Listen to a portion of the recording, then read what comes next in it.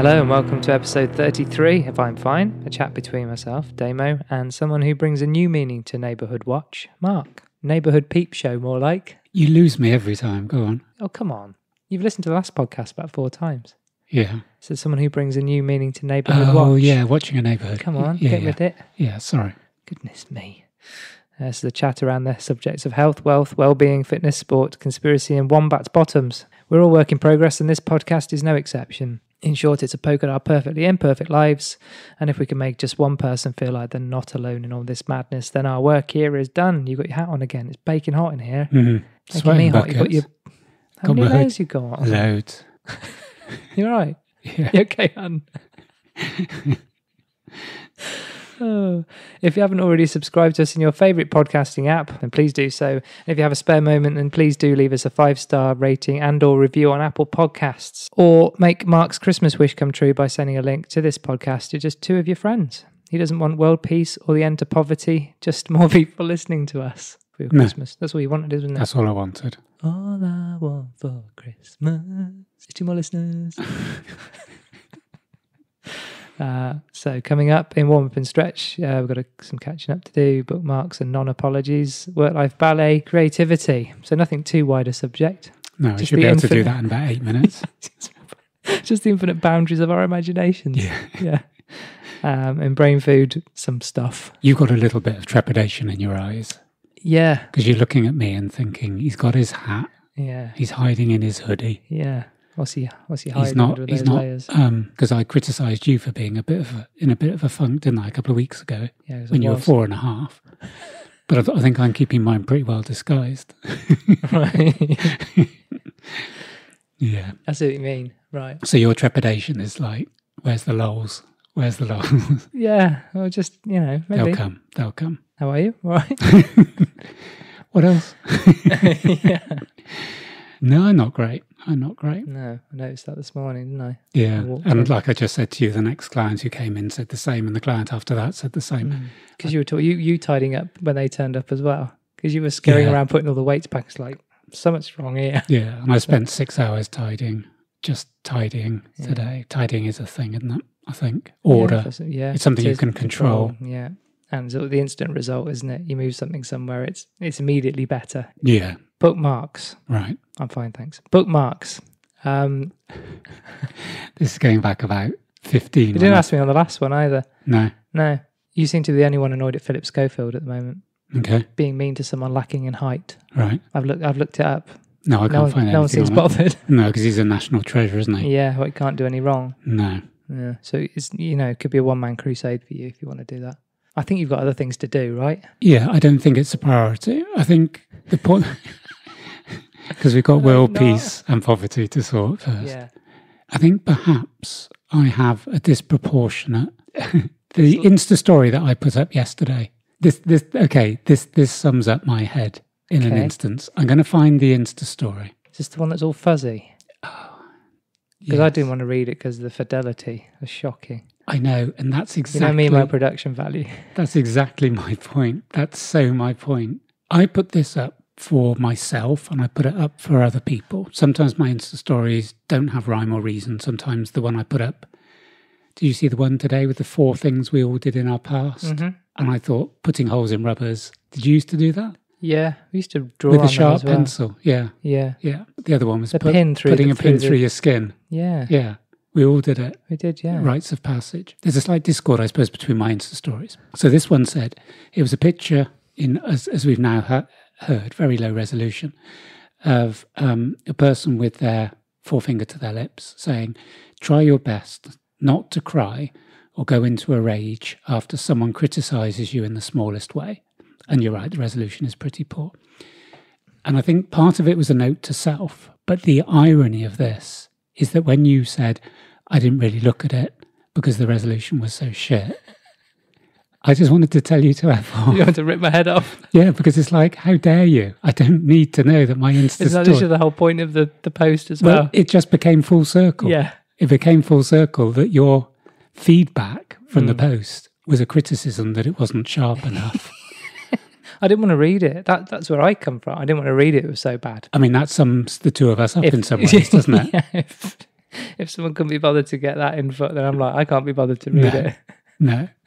And I think that was the point. I think one of the aspects of criticism. But there's that part of social and certainly stories, and you put stuff up. Some it's not hugely contentious what you put up, but some of it's kind of makes you think it's fairly challenging. Yeah. It's not mild mannered.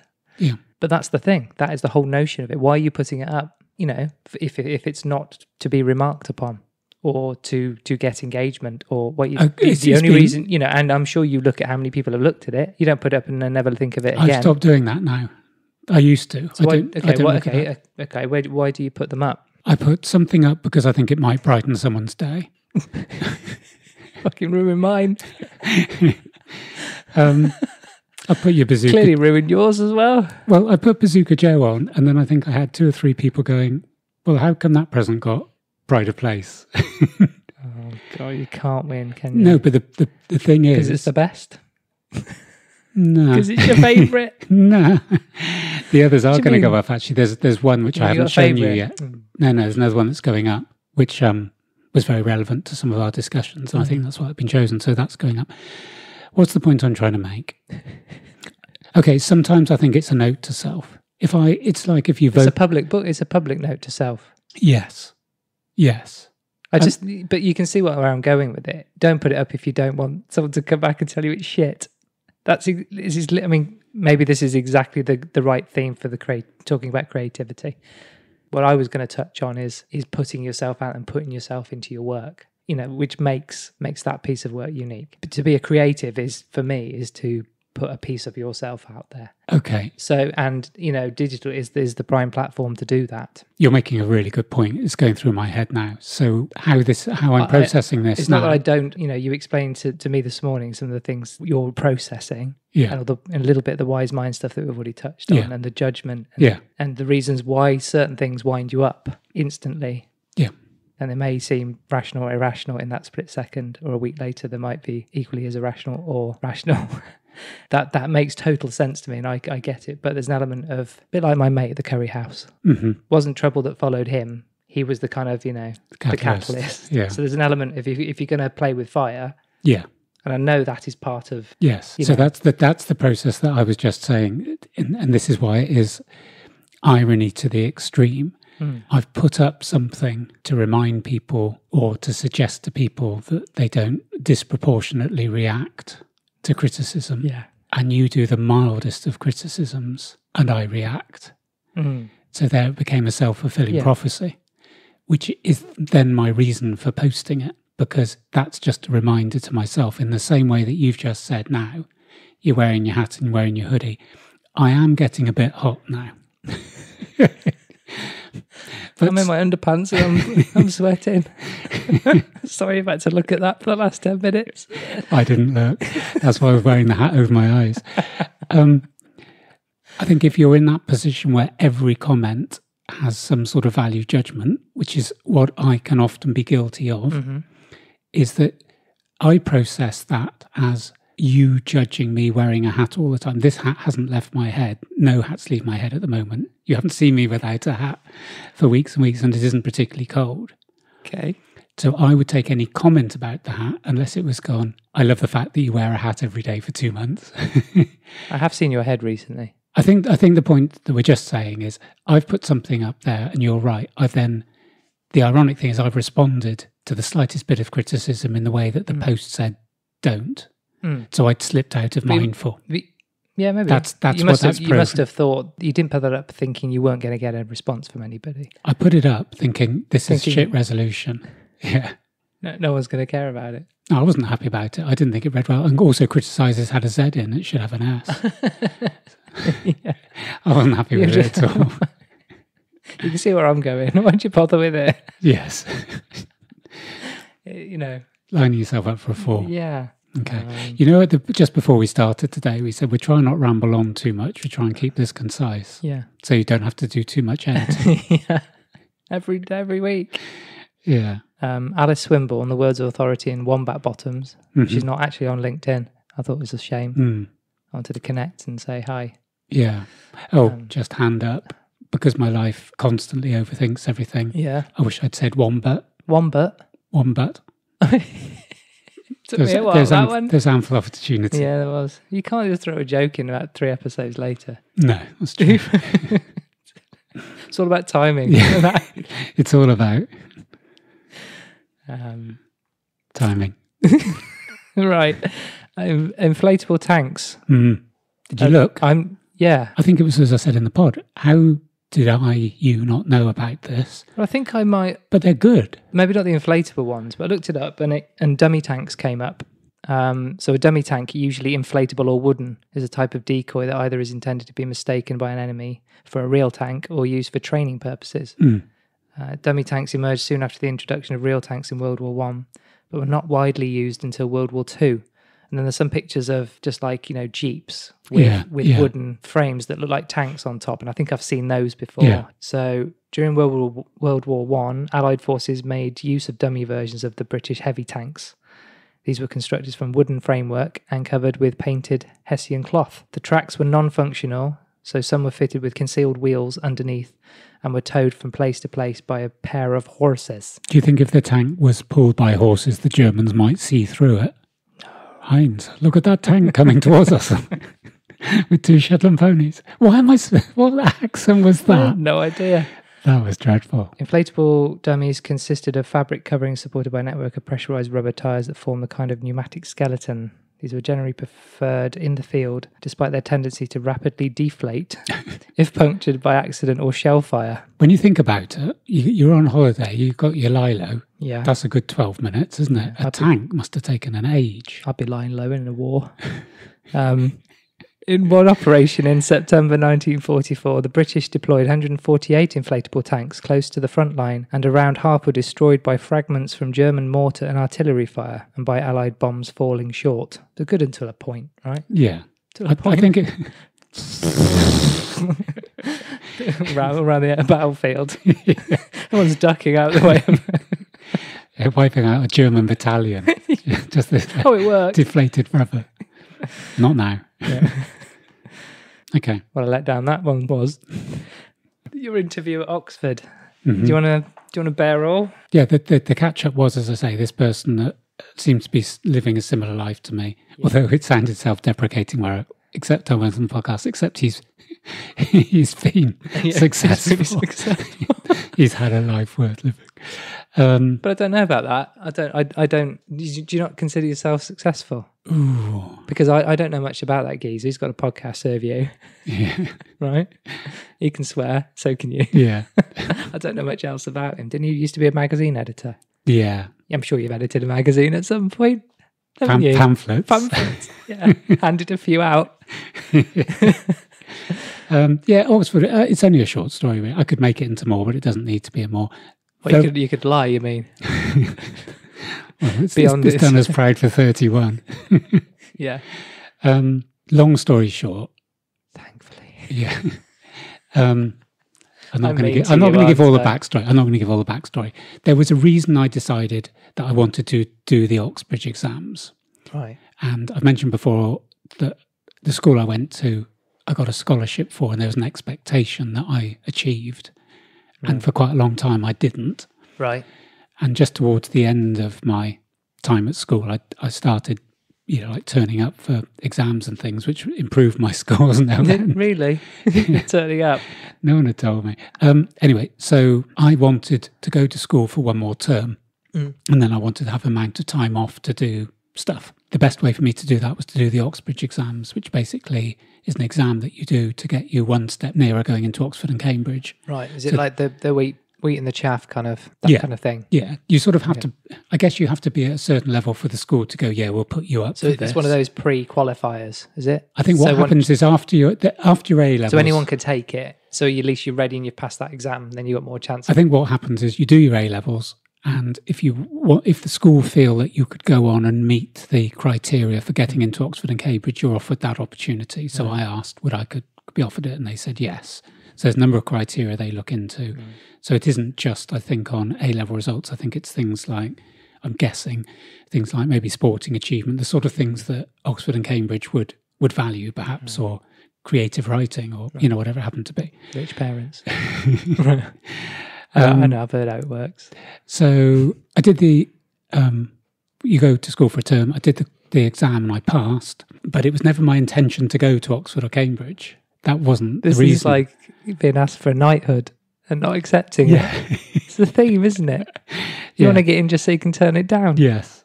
Yeah, it is a rebel. You're such a rebel. So this was like spring of 1980. So they said, right, you've passed your exam, so you now go to the interview stage. So you go up to Oxford, I think for 3 days, 2 or 3 days, you stay over. Right. And I can remember getting there, and because my uniform then was army trousers, Doc Marten boots, leather jacket, and like ripped t-shirts, I imagined. Was that school uniform? What kind of school did you go to? It was rough, yeah. You go to punk school? Yeah. Punk pass out, whatever it's called. Alice Cooper School's Out. Yeah. So when I got up there, you share, it wasn't a dormitory, it was like a small 2-bedded sort of flat, I guess. Right. And I shared it with a guy from Eton. And so we got in. This is no word of a lie. I think it was like looking in the mirror, wasn't it? Separated at birth. Because you go, what's wrong with your trousers? Why is your shirt ripped? Are you poor? Yeah, have some money, my good man. Yeah, so I became his bitch for 2 days. The strangest thing was that, and it was a really good experience, because when I initially got up, we got up in the afternoon and we had a tour of like the college. I think it was Magdalen, I think. Anyway, we had a tour of the college. And so me and Eton boy went back and he said, oh, I think we're going to go out to a wine bar or something. And he got changed into like another school uniform. This was like his sort of... His wine bar uniform? His wine bar uniform. And he sort of looked at me and said, are you going to get changed? And it was like... I'm in my best, I haven't brought any other clothes. Anyway, long story. So we went out that night. That was quite informative. And then basically when I had the interview, I think I came across quite... Did you dress for the interview? I didn't take any other clothes except what I was wearing. Right. I think maybe I didn't... Not that should matter. No. I'm sure they weren't kind of judging on appearances, were they? No. No, they don't do things like that. But on about the second, there's quite a few interviews. On about the second or third, we came to an agreement that maybe if I just spent the rest of the time looking around Oxford... Basically, don't darken our doors. Is that basically what they were saying? But the guy was really, really good. How did you do in the interviews? Did they give you feedback? No, what happened was by the second or third interview, it was evident that I wasn't probably playing to my strengths. Right. You know, by going, interests, like, spitting at people. Graffiti. The Ramones. Yeah. The interview went, and I think he basically said at the end, he said, I don't necessarily think you're Oxford material. He said, but I also don't think you particularly want to come here. And so we sort of agreed that rather than waste everybody's time, because there was other things they were putting on, he sort of said, look, I will write to your school and say, you did really well, blah, blah, blah, but unfortunately unable to offer you a place, which I thought was fair. It wasn't, I wasn't presenting well. Yeah. It's like when you go on X Factor and they go, did you bring a second song? It's like, no, this is all I've got. I only brought the Birdie song. So yeah, that was my... So then you set fire to the place. There's got to be some kind of waiting for the... No, I just looked around Oxford and then went home. Okay. Yeah.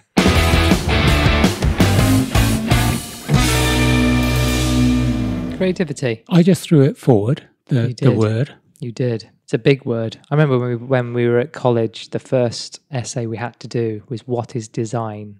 1,500 words. And we were like, you kidding me? That's degree done, isn't it? There's people spending their lives trying to work out what that is. Yeah. They haven't finished yet. Yeah. You know what I mean? Yeah. It's a big one. I think we're kind of coming from slightly different angles, so we might kind of meet in the middle somewhere, mightn't we? Yeah, I was going to say that. So I just went, ooh, that's what I do. That's what I do. Ooh. And you just went, oh, I'm coming. No, I meant real creativity. It's not like crayons. Although you've just mentioned crayons. Yeah. And at the beginning we said that all you wanted for Christmas was just someone to go away and tell 2 people about our podcast. And now I want some watercolour pencils and some thick paper. Yeah, there's something coming out of you, isn't there? There's a kind of little need for doing something creative. Maybe that is the harmony of being and doing, in that you're doing something. But that's kind of, I guess, where art comes in. Yes. Is the emotional mind and being mind. Yeah. That kind of creates art, really, doesn't it? And not just painting or drawing, but by physically doing something. Nobody just sits there, thinks, and it becomes art. Yeah, and that's any form of art, isn't it? You need to manifest it. Exactly what you've said then. If you see that as a piece of art, not in terms of a drawing or a painting, but an artistic endeavour, it's no good just being raw emotion put on the page. There has to be that element of structure and pace, and so the logical mind actually is going to impact. But that could come out of rawness. And we've talked about this morning, didn't we? You gave me a Balance. hint the other day, didn't you? Did I? When I sent you that little bit of my book to read, Yeah. you went, just write and then worry. Yeah. And I think I'm worrying and writing. There's about 5 things we've just thrown up in the air. I'm trying to work out which one am I going to catch and which one I'm going to drop for later. Why don't we do this in the way that we always operate? You come up with something scientific, structured, well-researched. Well, there's some really interesting things that I don't want to move. I don't even want to write them down because I might forget what we were just talking about. Okay. But I came in this morning, we suddenly got onto balance, didn't we? We were talking about how you were and certain things. And like most of these things come down to, well, you take a pinch of that, you take a little bit of that, give that a shake, don't do it again, or try, there's quite like baking or kind of like a symphony or... Yeah, where did that come from? Because you were saying around a recipe, was that just around life in general? It's just a really the context. kind of not well thought through analogy at the time in terms of just, to make a cake, to make anything, whether that's making a decision or, creating something, doing some artistic or, I don't know, trying to fix something. Yeah. There's lots of different elements of, experience and trying things and knowledge and skill and emotion, almost everything. And there's various degrees of all those different things. Yeah. And they're either going to come together or they're not. That's essentially what life is, isn't it? It's just and taking that big mix of... And hoping most of it comes together. Take your pen, it's an infinite crayon set, isn't it? Yeah. And you're just trying to work out what the best combinations of things are, and some things don't work and the leads break. But your analogy, I like your analogy of the recipe in terms that quite interesting when you see on some of these programs like MasterChef, when it's professionals going, their logic is they know each flavour and they know the combination and they know the ingredients and they're following a structure. Yeah. But what tends to make some people more successful is that ingredient of passion or a different involvement. Style. It isn't, because we can all follow a recipe and come out with different, unless we've got that passion. Or they leave something slightly too late and invent something new. Yes. Or drop too much of one thing in, or just forget to put something in and go, that's brilliant. Yeah. It didn't need that actually. And we've talked about perfection is only achieved when there's nothing left to take out. And it's all a process, isn't it, of trying stuff and taking them. You're going to get it wrong. And a very little thing you said earlier before we started recording, you said, I've never been able to draw. I can't draw. I've always been told I can't draw. Yeah. And I've had this discussion many times with people who say, I can't draw. Everybody can draw. Yeah. Whether it actually looks like the thing they're trying to draw, or whether it looks like the thing they're trying to communicate, is up for discussion. Yeah. Art doesn't have to, if you drew a picture of a bird now, doesn't have to be a true representation. No, otherwise you get that's what cameras are for. Yes. And you see this a lot on Instagram, where the artists, you can't quite see what it is, and it zooms out, and zooms out, and they're just, they're doing a tiny bit of a tear, and it's the most detailed. Yeah. And you kind of, for a second, you go, bravo, you're talented, and you've got some time on your hands. Yes. But you do get to the point where picture would have done the job. Yeah. I think what you're there is recognising there's a skill. The skill more than maybe the finished article in some ways. It's how that finished article has come about that's amazing, that person can learn that intricacy. It's no less valid than something more abstract or something more ethereal or a conceptual. It isn't. No. It's not about how well you can draw. And that's the beauty of art, isn't it? I always remember sitting in art, A-level, and our art teacher was amazing. And we used to sit there and talk about the things that are on TV. The argument was always, I could do that. Yeah. And I always remember my art teacher always used to turn around and go, but you didn't. Yeah. And that was the best argument to anyone who can say, well, I could do it. And I think that's the kind of the beautiful thing about art and a really good response to when people say things like that. Yeah. It's an expression of it's bringing two things together. It's bringing many things together into a different way of looking at it. And it's so broad, isn't it, creativity? And we all kind of need it. In the products we've all got around us, in the laptops and your phone, pens, there's all creativity everywhere you look. I mean, probably what we need to do, or what might be useful to do, is just take one step back in a minute, because what I've got... So what is creativity? Is that a good place to start? That will do. What is design? So creativity is the act of turning new imaginative ideas into reality. Creativity is characterized by the ability to perceive the world in new ways, to find hidden patterns, to make connections between seemingly unrelated phenomena, and to generate solutions. Creativity involves two processes, thinking, producing, which comes back to the, I guess, broadly emotional. You know more about that than I do. Doing and being, isn't it? Yeah. If you have ideas but don't act on them, you are imaginative but not creative. This is a quote from Maria Popova from Brain Pickings. Creativity is a combinational force. It's our ability to tap into our inner pool of resources, knowledge, insight, information, inspiration, and all the fragments populating our minds that we've accumulated over the years just by being present and alive and awake to the world, and to combine them in extraordinary new ways. An old colleague of mine always used to say, it's not creative unless it's effective. I think it's largely true. And go back to your post. If you just thought about that post and hadn't put it out there, it wouldn't have created any impact, a response, an engagement. You did the thinking and the doing. You did that, and it created and it became effective. But is that because? But then it's only effective based on what your objectives are. So if your objective was to get a comment out of me, it was incredibly effective. Yes. The effectiveness is the bit about, the difference between it being imagination and it being creative. In the beginning, God created the world. Allegedly. Just providing balance. I actually texted today, how old was Jesus when he died? What? You text? No, I didn't text. Yeah, so I hadn't got back. What did you say? There was a meme that someone had put, which I thought was quite funny, is like, the biggest miracle is how he still had 12 friends in his 30s. That's brilliant. Which I liked. Yeah, and then, do you know what my first thought was? What? I bet he died at 29, so that meme's wrong. So I had to then go and research it for someone that maybe didn't even exist. I think he existed. So, well, that's more believable than the things he did, right? Why did you look at me like that? Like I literally pissed on your font. I don't think going from pissed on my like resolution. Anyway, so what I was saying is, we're not going there. No, we're not. In the beginning, God created the world, and so we see allegedly. So we see the word. So we see the word "created" there. Yeah. As another name for started. Yeah. Creativity has come to be so much more. So if you stop an average person and go, what do you mean by creativity? It'll be arts and entertainment. It'll be a very broad scope. Yeah. What I'm saying is the root it comes from, created, is to start something, which exactly makes your point. Creativity comes from creating something, from making something, rather than an idealistic standpoint or an ethereal belief. It doesn't have to be original thought. No. Music is derivative, as we've already talked about. Yeah.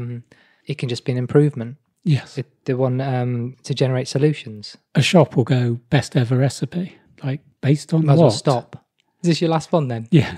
But it's something like mince pies. Yeah, biggest ever off. New improved recipe. Improved in what way? Yeah. Has it got? Are they taking some out? Yeah. Have they reached perfection? Oh. We've taken mince out of mince pies. Yeah. Them taste much better. It's just pastry, Delicious. It's just pie. Oh, God, I'm so hot. Creativity has played a different part in our lives, but quite an important part. Yeah. As I left you this morning, Yes. I went, for example, what you do, personal trainer, Yes.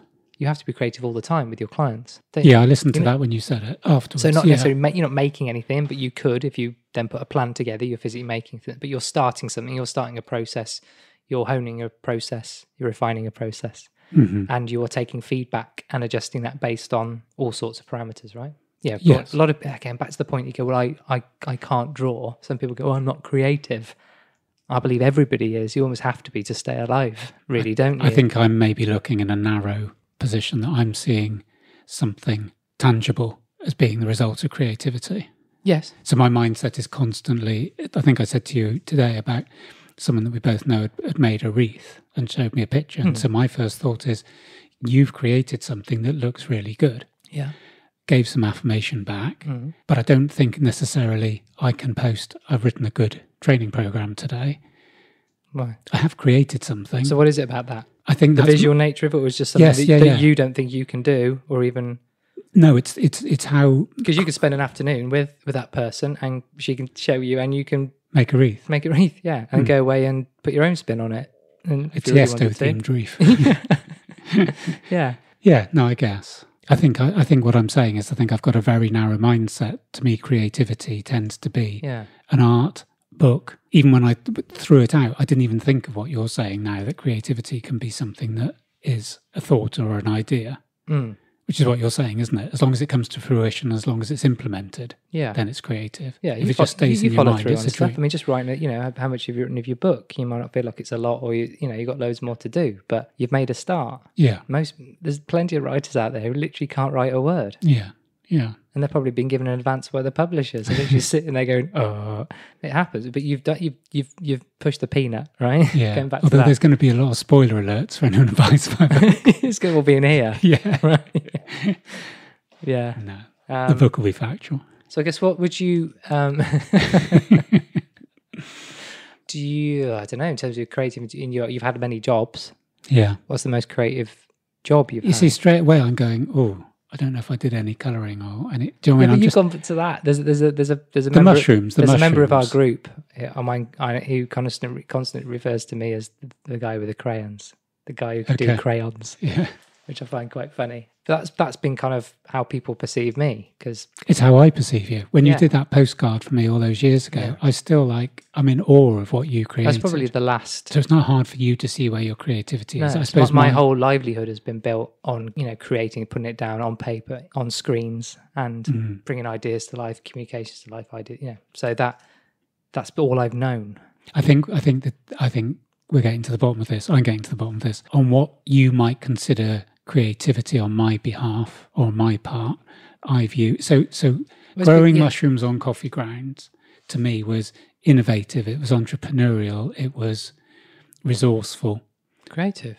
But I never ever saw that as creative. But all the things, the definition I just read back, you could easily just apply that to. But I've never seen it in that way. We've got some really talented artists in our business, but they code all day. That's their job. And if they can have time to go and create at home, they do. And when they do, they could sit here and do an amazing portrait of you. Yeah. But that's just within them. That will never leave them. No. And I think that's probably when people get mixed up with, they're creative. It's like, well, yes, they are. It doesn't mean you're not, just because you can't knock up a half decent, which is going back to the idea of the portrait and how the detail in a portrait. Yeah. It doesn't have to be good. I mean, Yeah. And I think it's in everyone. People cook every evening. Yes. Don't they? Yeah. If that's creative, people don't think that's creative. It is. We did when we went back to Music Special, and this is what relates to the book, is that I felt my creativity had been subdued to the point of disappearing. Right. So anything that is either me being creative in how I perceive being creative, or listening or looking at creative, so not reading, not writing, not listening to music, was a block to creativity. It was somebody else's creativity that I wasn't benefiting from, or I wasn't allowing myself to enjoy.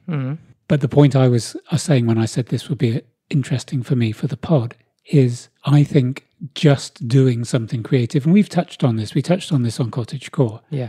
I'm thinking more and more when I saw these little water, and also I so love those metal, the ones that you get all the pencils in a row with a flat metal container like a square, and you open it and it's pristine. I think that's so exciting. The colours and the order. Yeah. Like someone like you probably wouldn't want to use them. Yeah, but like cotton reels. When I've got loads of pictures of cotton reels on my phone. I discover something new about you all the time. You must. That's terrible. You must know how weird I am. Look at my weirdness. I was going to say, you must love cotton reels. You like cotton buds, the one that stick in your ear? Reels of not. Oh, like thread. Thread. Yeah, I don't know why I said cotton. Yeah, because they're cotton reels. Yeah. Okay. Yeah. Oh, not cotton buds. I'm thinking of cotton buds. Yeah.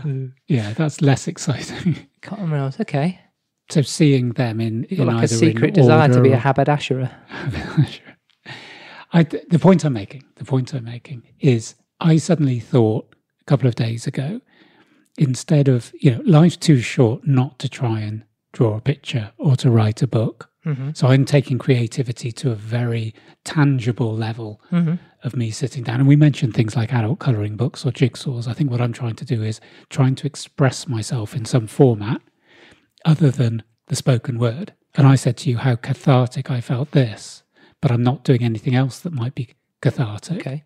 So I am going to get some watercolour pencils and I'm going to teach myself. And I think it's the sentence we had before we came on mic was, I said to you, you could have walked in the garage and went, I don't have any ability. I'm no good at bench press. But because you'd rarely done them and you hadn't been trained. Yeah. And now you're proficient and you, again, trained really well this week. And so for me to make that statement, which is I think what you were alluding to, I'm not creative and I can't draw, is bullshit.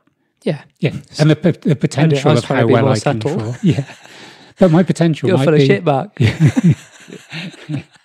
I was going delicately after the start of this When podcast. I do my first picture, you won't say should've- that, will you? No. You'll give me affirmation when I put it on my Insta stories. I'd be like, what are you trying to achieve with this picture?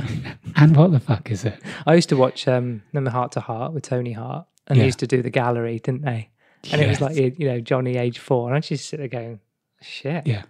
That's shit. Well, that was all right. Shit. They They were always having a used to go, go, weren't they? they did it with sign language. They were well in front, weren't they, at the times, doing the sign did they? language. Yeah, someone would be on screen doing sign language, Okay. which was really far-sighted for her. But they'd always say, we're really sorry, we can't return any of your pictures. And I always wanted them to go, because we just shred them. With a It's like, huge fire why out would the you back. want this back, Johnny H4? We don't even... And have you seen, there's one where It's not. they hang it upside down No, what do you mean? in the gallery, Hang upside down? the painting. No. Yeah, there's an outtake. What, they've got the wrong way, they've gone upside down by Yeah, mistake? I think Johnny was like the picture of the day and it's upside down. Oh, okay, right. So we're not sending that back because it's not worth the paper it's drawn on. Do better. Yeah. I consider you kind of, you know, you're a thinker. And I think you've got lots of ideas. So is it fair to say you're kind of struggling to find a channel to direct them in? I You think know, 'cause maybe I want a break from thinking, perhaps. that's something just to take your brain out and go, I'm just, you know, Yeah, put it in a different space, Yeah. on a different track. Yeah. because I'm not sprinting anymore at the moment. And sprinting's always been the one thing that I concentrate on nothing other than sprinting. It's like I think I said in one of the pods before, if you don't think about what you're doing when you're sprinting, you fall over because, you know, Yeah, you're sore. there's too much going on. And I think I want to be in that position with something different and say, right, I'm now going to do this. I'm going to start. And until you try it, you don't know if it's going to be successful. I think really it's about putting a foot in the water, isn't it? It's rather than me go, I can't draw, therefore I don't want paints for Christmas. Yeah. It's going, I can't draw, so I want paints for Christmas. Yeah. You like sitting in, you know, wildlife or nature, you could go out and try and draw something or draw the Cormorant. church. Or, yeah. Maybe try something a little bit easier. Like a gravestone. Something square or rectangle. Well, Cormorant's about 100 metres away. I'll just be this little tiny black. It'll be the sea. Just And a blue. black speck. Black speck. Yeah. I'll bring it into you. Yeah. You'll go, good. You should send that into Heart to Heart. Yeah. So if you were a chef, I was a chef. I knew it. I knew it. I wasn't accomplished. You're not. I was self-taught. So you got away actually with the title of, were people in the kitchen calling you chef? Well, yes, they were. The reason I'm saying Good yes, God. they were. I've is never, I don't know. Just using Amelia again, whenever I say I was a chef, she just looks at me and went, you worked in a kitchen. But I was called chef. We had two chefs. I worked in a hotel. We had two chefs. Right. One broke his leg, fell off a motorbike, and one got arrested within 10 minutes. So you became default head chef? I was basically bottling up in the morning, and the owner of the hotel came and said, can you cook? And I went, well, chicken slices. And he said, can you cook? And I said, why? And he said, like, literally, I've lost both my chefs, and we've got 60 people coming in for lunch. So I went, I'll give it a go. How long did you stay in that position for? Oh, it was only a temporary job, 3 or 4 months, 6 months. That's not bad going. You blagged it for that long. Yeah. Fair shout. Like, literally just made things up. To be fair, that's an unfair comment saying you blagged it, because I think anyone in any job has pretty much blagged it and is still blagging it. Yeah. We all are, Yeah. aren't we? Yeah. We might revisit this, I think. I think we should. Especially when you show my pictures online. Well, hopefully, yeah, we're going to put it. We should do a gallery on Instagram. Yeah. Everyone sends in a picture. I think there's something really nice about painting, and I haven't done it for 20 odd years. And my art teacher wanted me to be a fine artist. I couldn't see a future in it. Yeah. So I don't necessarily get sad about that, but So can't you do something about it? We could. it is something you kind of need time You and can space borrow my for. crayons. Yeah, I've got plenty of crayons. I've got my own crayons, thanks. But it's a little bit of that thing when you've done it for so long. And I mean, you said last week I've done a mate's logo for him, and not that you don't want to be creative, you just find to be creative in different ways. I think it's probably where I've come from. That I thought if I wasn't being a graphic designer, I wasn't going to be creative anymore. I've actually found that I'm probably even more creative now in lots of different ways, different realms, either with people or with, I get you. The classic trying to find solutions to things. Just classic, here's a problem, how do we fix it? So you're creating solutions. Yeah. But then you sometimes different way. feel, if I had the artistry to play the piano to a decent standard and didn't play the piano, then I feel that I wasn't being true to myself. And you sort of feel that yourself in that? A little bit. So that the writing has been helped, like, you kind of sending me your paragraph has kind of kicked me into kind of going, maybe I should pick that up, because I do bits of it and I really like that. Yeah. And music, which is kind of on a bit of a back burner, but that would be the ultimate in terms of the creative exploit. I think I'm kind of, if I never do another logo again, I won't be too bothered. No. That was kind of a struggle going through that process, but I've got to the point now where I'm kind of quite happy with it. Maybe we could make our painting competitive. Right. You wanted to say you wanted to stop thinking. Yeah. You just want to have a little bit of a relax. Yeah. Okay. Yeah. So I'm only joking. Why don't you make a little packed lunch? Yeah. Right. Have one of those little fold-out stools. Go to Cormorant Island. And get a rucksack. A rucksack? No, let's just take one. Yeah, a rucksack. Rucksack, okay. And then you haven't got to go far. Just go over the road to the church. Yeah. Plonk yourself down. Yeah. Right? Make sure you've got a Scotch egg in there, because that's important. And then and draw the church and the graveyard. Okay. Got you. Yeah? And see how you get on. And then people will come behind me and go, what are you actually drawing? Shit, mate. Is that a tree?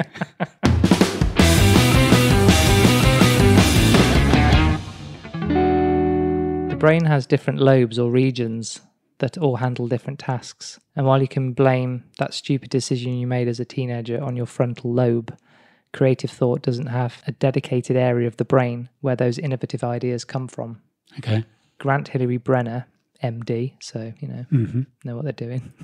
You'd think. Not like Jill Biden. Have you seen that? Oh, no. Oh, she's a doctor. Is she not a real doctor? Well, is she what's she a doctor of I think it's something philosophy? Like philosophy or literature. And there's a big outcry about why she's using it. Oh, okay. Well, that's a bit like, what's his face, Tom, wasn't it? Oh, Tom Moore. Who? Well, retired servicemen then use that title. MD? No. Doctor? No. He was like, I don't know, corporal, not corporal, but colonel or captain. Oh, right. Captain Tom Moore. We should know, he's a national treasure. Oh, the one who walked up and down his... The one that saved the NHS, yeah. But I think I find it interesting that people use... What, his rank? Yeah, he's not in the army now, is he? No. No. Don't think so. No. Well, he's not frontline. Catering, at best. He flows up the tanks. Flows up the tanks. He's only 27. It's the hardest job in the army. That's why he could only walk up and down his garden slowly, wasn't it? Like 8 hours of trying to inflate a tank. This will probably get us more trouble than our Jesus things. Grant Hillary Brenner, MD, explains that the brain has 3 different networks. A default network is the brain's inactive mode. The executive network is the decision and emotional center. And the salience network determines what things you will always notice and what things you don't. This might be a carry-on for a little bit later. I found, I got tinnitus. Yeah. There's some links between tinnitus and SVT and the ganglia and all sorts, the brain and heart. So I think there might be something we can do on this, revisiting our whole links between mind, body and soul and the way the brain and the heart talk to each other. I found with tinnitus, because we talked about the vagus nerve being responsible for various things. Yeah. And it seems that this tinnitus, which hasn't been with me long, could have been as part of an SVT episode in my heart. Oh, so you've not had tinnitus long? No, only this year. Oh, didn't realise that. Yeah, only this year. I never had it before then. And it's like the worst thing ever. And it's not going to go now? Well, or it could go this because is the if it's related to that, then it's not related to your... No. Well, it seems that it's related to that. I need to do a bit more research before talking about it, but it could be interesting that then we could maybe get on to the bit that you're saying there, because that's the ganglia and other things. And I've called it Now Year Resolution. I thought that was clever. Yeah. Talking about creativity. I thought it and I wrote it down. You did. And in some ways, the way it goes in life, it's the not now year's resolution. Bravo. Because the percentage of people not achieving... That's genius, Thank you. The point I wanted to make was this notion of saying... In fact, if this came about because I looked in my archive and on January the 1st, I was training. And I made the comment, I posted it on my Insta story and I made the comment, I'd never seen the gym so quiet. And I spoke to one or two people who'd said, I thought your New Year's resolution was to go to the gym, to work out, and they went, oh, I was wrecked from the night before. So you've set something up, which is around physical activity to start the day after. The biggest hangover. Yeah. So you have failed. Yeah. You said from January the 1st, gyms, I'm on it, diet, blah, blah, blah, blah, blah. So to set a day that number 1 is a bank holiday, that number 2 is after a big piss up, number 3 is unrealistic. So why would you choose that date? Then you take a step back and people go, on Monday, I'm going to do this. Yeah. In terms of, say, diet or something, which generally means I want to cram in as much shit as I can before Monday because then I'm going to be good. Yeah. But I don't want to do it now. It's got too many things to eat. Too many frogs to eat. Yeah. Not ugly ones. Longhorn beef ones. It's a classic stall, isn't it? Yes. And also that, talked about New Leaf. I'm definitely not a New Leafer. No. And it kind of ties into what we've talked about from the very beginning of this, especially when we came into lockdown, and how people didn't pick, the perfect time to get into stuff. Yes. And even when the second lockdown comes around, everyone's known what the crack is, and not just to go, right, I'm not going to do that thing again. Yeah. As much as I'm going to start doing that thing now. Yeah. The things you stop doing are just as important as the things you start doing. Yes. But I think, kind of the connection with creativity is quite good. And I think, your push on getting your book done, just quickly on the writing thing, because we talked about the digest I do for work. Yes. And I've gone over some of those today and thought actually some of them could be quite interesting for the thing I want to do. Let's have a guest writer. Huh? Have a guest writer. I could be your motivational writer for your staff. You could be, if you want to write something. There was quite a big gap there. Wasn't where I was going. What in terms of... I was trying to work out what you meant. It reminded me of that time when you go, we'll wait to see if you invite me back to train with you. And I was going to say today, come and train with me. Because I thought that's bound to be harbouring in the back of his mind. It's been 2 weeks. Literally not thought about it until now. I need a spotter though. If you saw my Insta story, I almost died I almost did that. I was always going to do the tut, tut, tut, Yeah, that's why I put the two angels there. I actually thought I'm going to die. I might have said this in a previous podcast. Yeah. Marcus Aurelius. But you don't help yourself, do you? No, but I didn't. I know your attitudes to risk. Yeah. And, certain elements of things. But we were talking about this morning, weren't we? Yeah. People who... You were showing me an Instagram of someone who was doing an Instagram story whilst driving. And we got onto the subject of not putting your seatbelt on. Which we have touched on. Yeah, and I was just shaking my head, wasn't I? Just kind of... I'm used to that look. I understand risk. I think I can be a risk taker. Yeah. But there's calculated risk. Yeah. And there's just kind of careless abandon risk. Yeah. Don't know. It's an interesting one, isn't it? Yeah. But when you put some on your Instagram going, I almost died, you've advertised the fact. Okay, here, we've gone full circle, haven't we? Why did you put that on your Instagram? Do you want someone to go, Mark, you just had a birthday. You're not 30 anymore. Yeah, you just need to take it easy. You need to go and get your crayons and you need to go and sit in the field and draw. Stop dicking around with massive weights over your head and run the risk of killing yourself. I actually thought it was creative because I did it moody. I did it from an interesting camera angle. It looked great. It might have been the last thing you ever did. I mean, you wouldn't have posted it because you're fucking... Yeah, I would have been under about, what, 90 kilos? What were you lifting? 90 kilos. But it was more about being spotted rather than the weight itself. You're pressing 90. Yeah. And you're probably thinking that's not your PB, is it? No. What is your PB? 110, I guess. It's more percentages, though. And you were talking about how you know...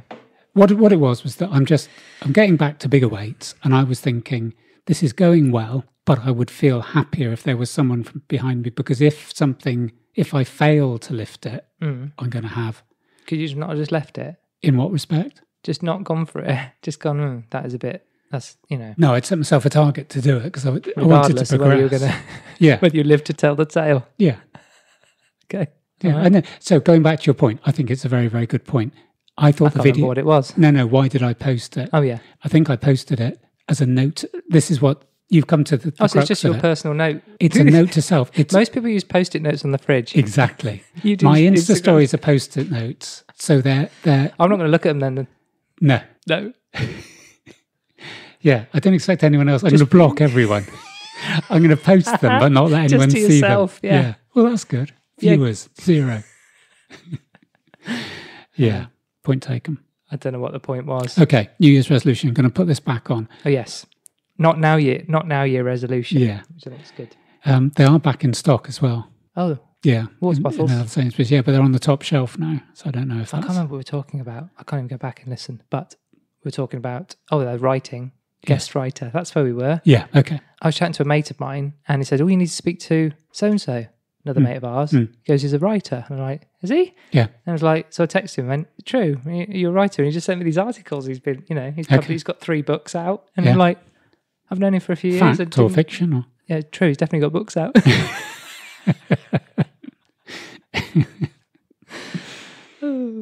Had to wait this long for a lull. You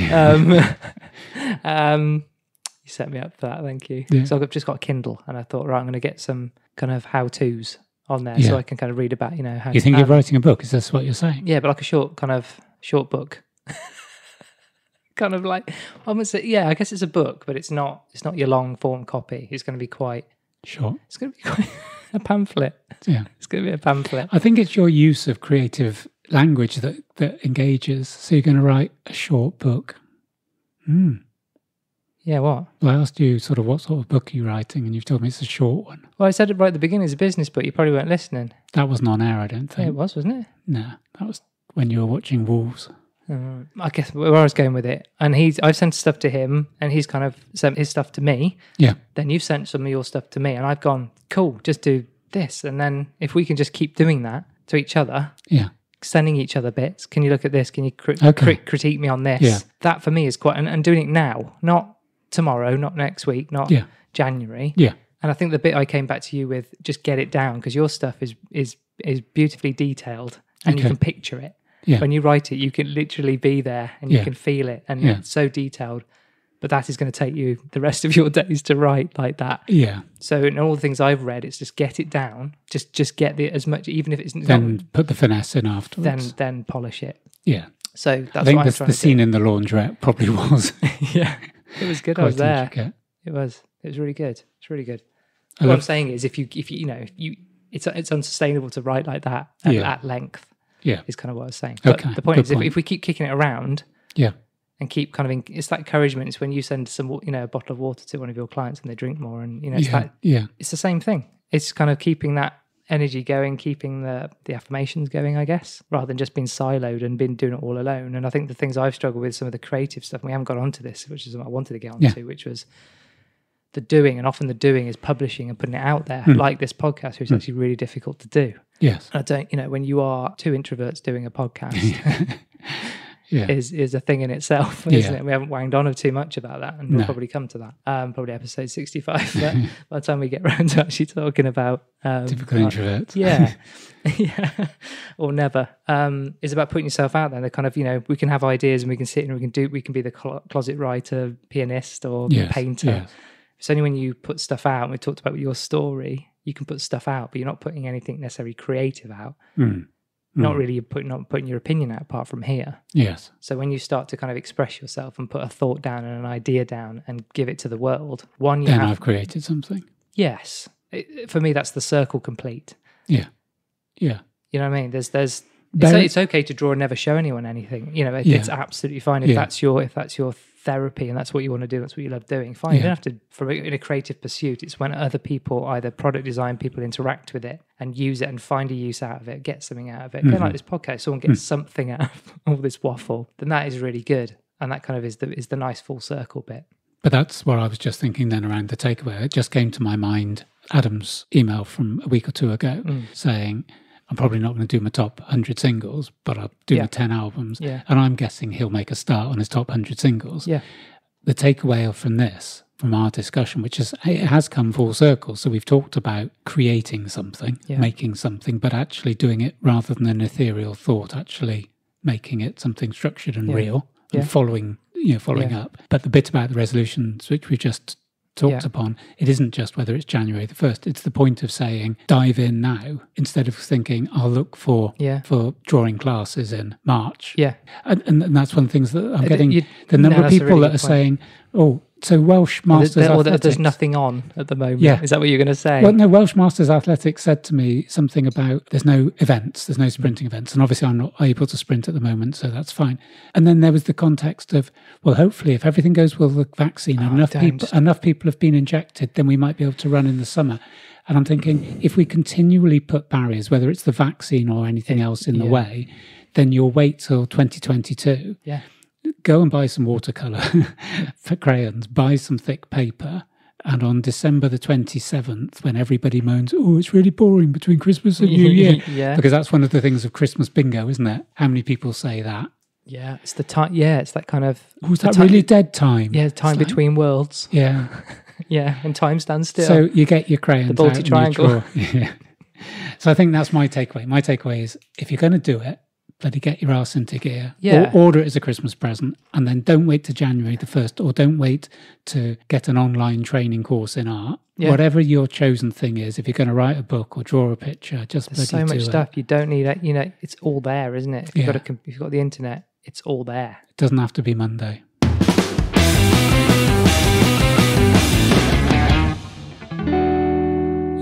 In your view, I'm presuming that this podcast has felt somewhat chaotic, somewhat unstructured, with some pearls of wisdom, but it has lacked a certain something. It's lacked effectiveness. Yes, it's not creative. And what I was going to say is, this is the key example of it's okay not to be okay. And instead of us going, I'm even thinking in my head, I wonder if I could get another evening for it. I wonder if we could redo this and blah, blah, blah. I think it'll be okay. I think it will be okay. And I think it doesn't matter if it isn't. No, I think this is good to leave in. Yes. Because these are exactly the chats we have. Yes. This is pretty much how we feel after most of our podcasts, apart from the last 3, which we've just stood up and gone, but yeah, what happened there? Yeah.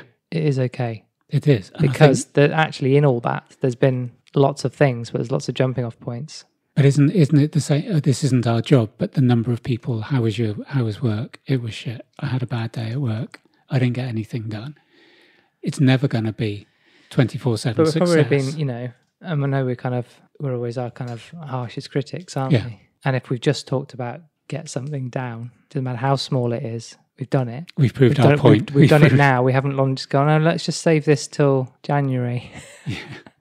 Let's say that just get them out and kick them about and shake it. Or you seeing me this morning and going, you better get out of that funk before tonight. And me going... I didn't actually say that. No, but there is that element of, we've created something, we're going to put it out there. Yeah. It probably isn't to the standard or to the expectations that we have when we do these. Especially, we did say at the beginning, about creativity is so broad. Yeah. There's so many elements of it. But there's actually been some nice dovetails to the things we've covered in our past episodes. Yeah. And it is a kind of a joy when you're thinking, where the hell is this going? And then you kind of go, hold on, that's exactly on brand. Yeah. Isn't it? Yeah.